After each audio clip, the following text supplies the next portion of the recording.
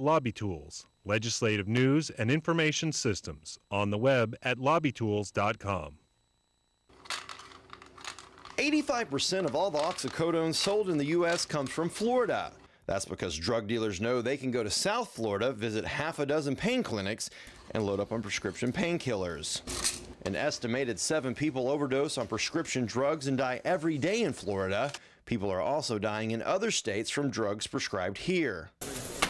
Last year, State Senator Mike Fasano passed legislation creating a prescription drug database to target people who go from doctor to doctor to load up on painkillers. People come from all over the United States to get prescription drugs, to get narcotics, and either use them for their addiction or sell them on the street. Earlier this year, Governor Rick Scott announced plans to nix the database, first calling it a waste of money, now saying, "I don't support the database. I believe it's an invasion of privacy." Scott's opposition to the database is drawing attention at the highest levels.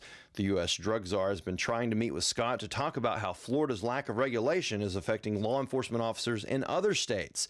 The U.S. drug czar was in Tallahassee Thursday, hoping to meet with Scott. I've offered and reached out to the governor. I haven't heard back from him yet, but I can understand with all that is going on in the state. But there wasn't much on Scott's schedule when the czar was in town, just 2 items: staff and call time and 30 minutes worth of economic development meetings.